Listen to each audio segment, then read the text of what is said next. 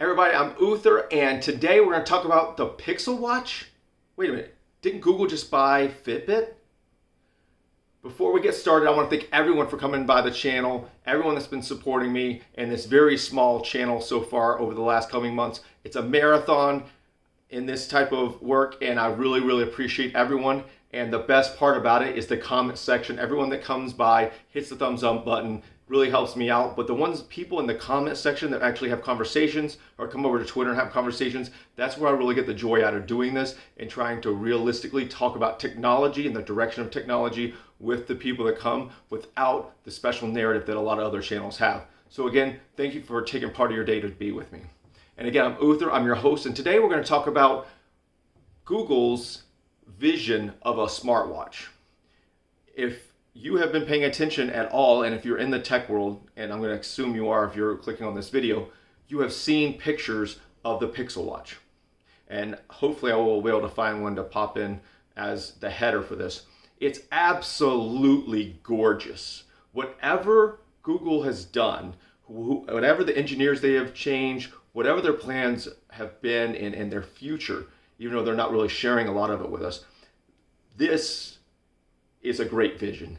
The Pixel Watch looks exactly like what everyone's gonna want out of a smartwatch. It looks like a watch, it's round, it's thin, and it's just seamless, bezel-less, and from what everybody's saying, 20 different bands out of the box, and a better lock mechanism. If you go around the internet, go on Twitter, obviously go through YouTube, and you'll see there's a locking mechanism, and instead of these holes, there's like these grooves, okay? And that's what been my biggest issue with the Fitbit, is when I go to put it on, I'm either getting on too tight or too loose because you have to fit it the way you have to fit it through. The groove thing looks perfect because I've been thinking about getting those magnetic bands for a while, but I know I can't work out with that metal. It'd drive me absolutely nuts. So I'm not sure what Google's plan is for the OS. They're saying there's some changes there, but whatever they've done with the design, boom, 10 out of 10 at this point. Obviously, we'll really know in person, but based on the renders, 10 out of 10, 11 out of 10, whatever you call it, it's the best looking watch, period, once it hits the market. Secondly, what are they doing with Fitbit, right? They just purchased Fitbit. It took over a year. They went through all these lawsuits, all this craziness. Did they buy it the same reason they bought Motorola, just to get some of their patents and to sell it off? Are they actually going to use it? Are they planning to mold it into something? Or is this the beginning of seeing them start to come together as the future goes on? Because I don't see the reason for having the Pixel Watch and Fitbit down the road. Maybe now, trying to pull over the Android users into that space and maybe eventually merging into the Fitbit, because obviously Fitbit, very large group of people that use Fitbits, but most of them are going to be iPhone users or novice phone users, trying to blend that in and have one watch for everyone. And I would assume with the leaks that Samsung's going to be using Wear OS as well, that there's something seamless going on. Google has a plan, and they're working with Samsung. And I think this might be one of the first times that Google really has a plan going forward they might be able to stick to. Because we know Google is the company that tries something and throws it away. Look at Google Glass, look at Google Allo, and all these apps, and Google Plus, and the number of things that they've just tried and just gotten rid of. And there's been some great things. And I'm hoping that's not the situation here, and I really don't think it is. I mean, everybody thought that was going to be the case with the Pixel. Here we are on Pixel 5, Pixel 6 is coming out, and Google's just going more and more in depth. I did a video not too long ago on Google Silicon. Now you're going to see Google Silicon all around. They're saying Chromebooks, watches, phones. They're working directly with Samsung across the board. They're going to be helping them with their processor. They're Samsung switching over to Wear OS, like I just said, and it's just absolutely amazing that it's taken this long for them to start to realize that they need to work together because there's one operating system.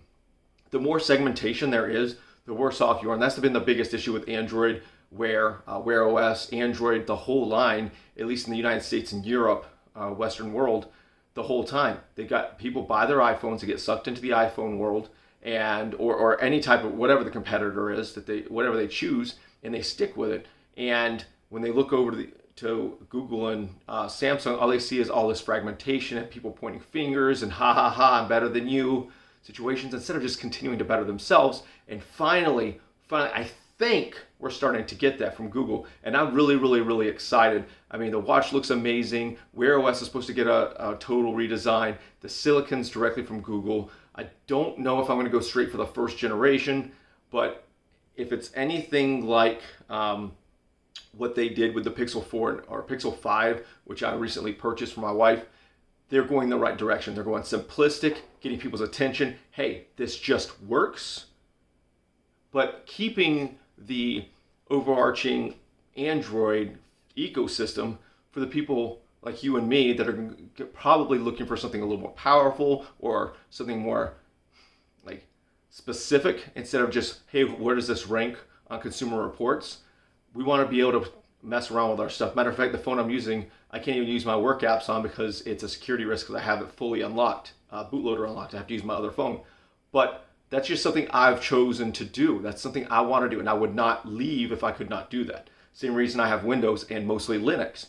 I want the ecosystem to be able to do whatever I want, and that's the reality of what Google needs to hold on to. Make sure people understand how simplistic things can be. All right, get down to brass tacks and just, hey, look, this is why it's better. Look how beautiful this thing is. Wear OS is going to do everything you need, or you can go with a Fitbit. We're going to win either way, but they need to start taking market back, or it's over. And I don't think that's going to end up happening. I have faith now, which I did not have last year when I picked this OnePlus that I'm looking at right now. I was worried about the future. I was like, hey, look, let's get these unlocked phones where I can get other versions of Android on there and super powerful device that I can even use as a handheld computer. And here I am a year later, pretty excited. And 2021 could be the best year Android has had in a long time if they can get the devices to the market, depending on the silicon availability with all the shortages right now. But Google, if this is the direction you're going, the Pixel Watch is the right direction. You need to do the same exact thing with the Pixel Books, the Pixel 6, the Pixel Buds, right here, and your entire ecosystem. Make it simplistic, direct to the average consumer, but make sure on the back end, people like me can do whatever they want. That way you don't lose the base you already have. All right, everybody, thanks for checking out the video. If you made it to the end, you're a true legend. You're wonderful. Let's talk in the comment section. Check out my Twitter. You guys have a wonderful day, and I'll see you tomorrow.